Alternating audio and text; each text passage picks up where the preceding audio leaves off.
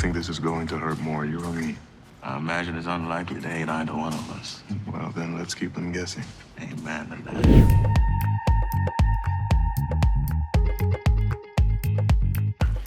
I think it's always important to speak on things that are cultural and community journeys and successes. And I think you can never explore that and celebrate that and champion that enough. So I think it's always a good time, it's always a right time to celebrate the successes, the challenges we've overcome as a diaspora. Yeah. I also think we're in a place where people are starting to forget who they are and their identity. And what I really love about the name of is it the second episode? It is titled Who We Are. And I think the show is a really beautiful example of showing us the journey of what humanity looks like and what greatness looks like, that greatness is a part of us in ways that we don't even recognize at times. And that's exciting to kind of, we're in Black History Month. It's a month of remembrance. And I think it's we're remembering who we are.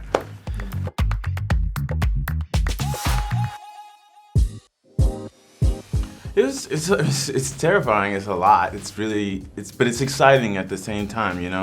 When you're a young kid and you're growing up and you're looking at Dr. King and Malcolm X as men that represent the reason why I get to experience the privileges that I get today. What a beautiful opportunity to be able to have a space to embody that, research it, and celebrate him in a different way. But at the same time, it requires a lot of work. You know that you're accepting a lot of opinions about what you've seen and what your portrayal looks like. You want to get it right, but then you have to ask yourself, what is right? What is anything about the human experience right or wrong per se, but more so, are you being truthful as to your humanity as possible? So, that's. No, absolutely right, man. I think, again, it was terrifying. Terrifying to embark on a journey with this magnitude, terrifying to, take on a responsibility that is so enormous. I think for me, my starting point was understanding that there is a considerable amount of misinformation about Malcolm X, and I wanted to get information from as close to the source as possible. So, you have all this information, but you are very selective in where you go and why. So I went to his autobiography first. I went to a documentary that was guided by Dr. Betty Shabazz, and then I watched historical footage of him speaking and representing himself. And then I went to Harlem, to feel that, to embody that. And I felt very empowered by Harlem, very loved on, and it gave me everything I needed to embark on this journey as truthfully and authentically as I could, so.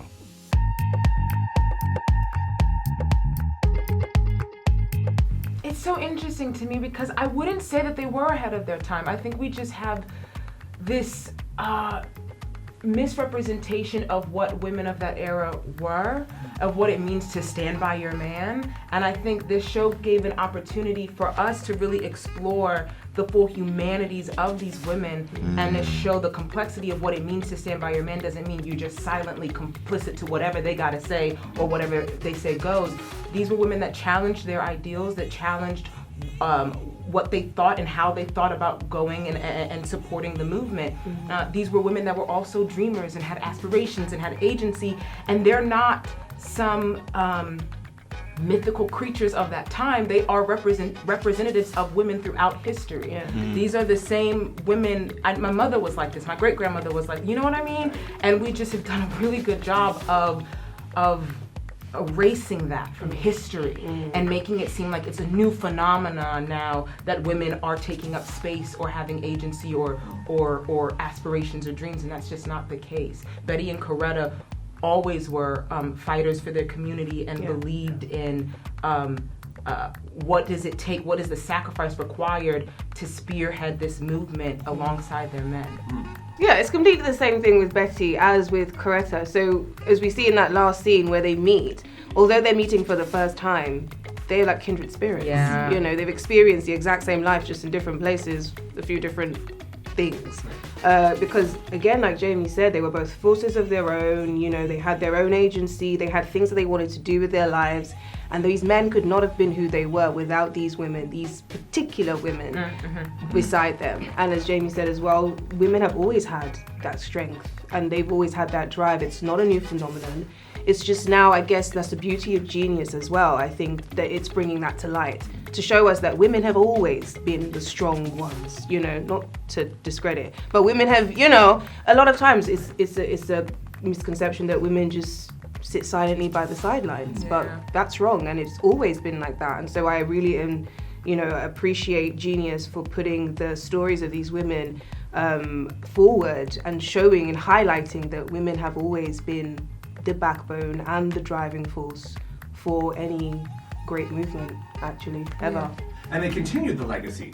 Yeah. You know? Which is even, You know, because how would the legacy have continued without Betty? they could have Coretta? said, all right, we're done. Like, look at how this ended. Exactly, Yeah. exactly. So and that just shows again that these women were so integral to who these men were, to the movement, beyond just their loves for their husbands, and the movement would not have carried on for both sides without these women to continue the legacy. Yep. It was a special fit. Tailor made. Come on! I don't know who's watching this, who I need to speak to, but please mail that to London for me. My personal collection. Where would you wear it? Everywhere. Where wouldn't I wear Remember it? he said this, yeah? Remember. I want to see you in the streets or on the ground in your zoot suit.